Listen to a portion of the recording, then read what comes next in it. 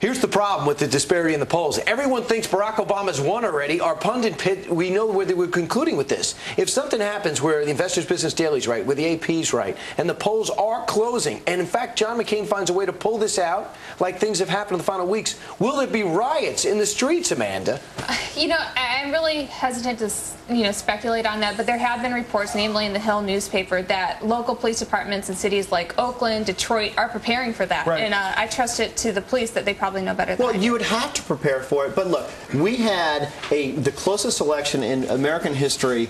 Gore actually won the popular vote, lost the Electoral College. We had a peaceful transfer of power. I frankly am a little outraged to suggest that somehow if Obama loses, there's going to be riots. Why? I think there's a tinge of racism in that, and I think it's absurd. Now, there's already been accounts of violence. So if you look at what's happened to state GOP headquarters, there's been vandalism, people, keying other people's cars. I mean, you see these local reports all across the country. And, Do you see race in this?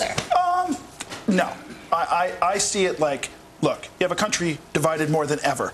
You have really super sensitively passionate Joe the Plumbers. I mean, it's a weird dynamic. This is the most fiery election in our history. But, Josh, here's what you don't believe. If somebody can go out and get 175,000 people in a red state, how can that person lose? That's what people don't understand. They lost. He lost in that very state to Hillary Clinton. He lost in Pennsylvania to Hillary Clinton, but still got the bigger crowds. Because, come on, how many elections have we been through that we think are going to be a blowout? They tighten up. I think this is why you see Obama running like he's 10 points behind. He's hit the battleground states twice as much as McCain. The reason he keeps going back because he's not going to take anything for granted. They have an incredible ground game. They're going to fight to. They're going to fight to the end. Is he writing from behind? He's setting up a massive stage. When John McCain wins, I'm personally flipping my car over and torching it in victory. That's all I got to say. You're not really far off, because if you know, after big Super Bowl victories and World Series wins and NBA championships, in celebration, a lot of times we loot as a people.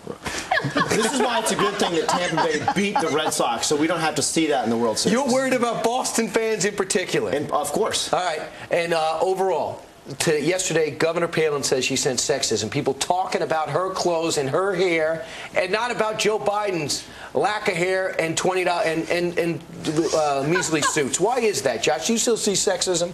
No, I don't see sexism here. I mean, there are a lot of things that aren't talked about. No one spent a lot of time talking about the Keating Five. That's been left out. So, I mean, at the end of the day, people are talking about Joe the Plumber and how he's going to be helped in the next election. That's what this is going to be about. And everything else is just sort of coffee talk on the side. You know, Keating Five was on the front page of the Washington Post yesterday. It was. Profile. It was like it just happened. I've read it over and over again. But, if you want to talk about Sarah Palin, she has a really fine line to walk. She doesn't wear a nice suit. She gets hammered because she's, a hip from Alaska. She wears a nice suit. She gets in trouble for spending too much money. So, what's she supposed to do? Do we ever hear about Biden's Botox? We haven't heard about that. We didn't hear about his gaffes predicting Biden's Botox?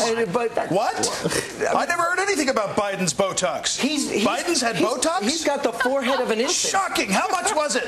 How much did it cost? I'm not sure, but we're going to see if it's charged to the campaign. The guy's I want to see the records. Wait, but you think that's what people care about right now? No, but Botox? But why are they talking? Why are they talking about Sarah Palin's hair because and clothes it has to do with and not the Botox of her? Because we don't know her. She has not appeared before the American people. She hasn't taken many questions from the media.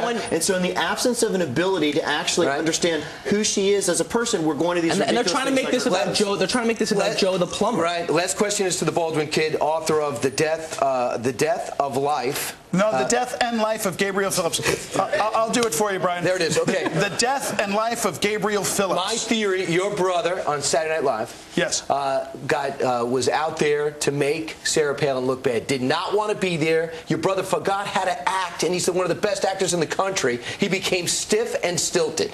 Why?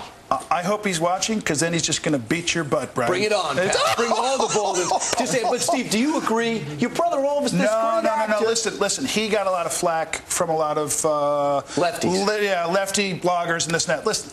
It was a skit on Saturday Night Live. Can we all relax, and it was a funny one. It was funny. Can we lighten up, please? That's a yes.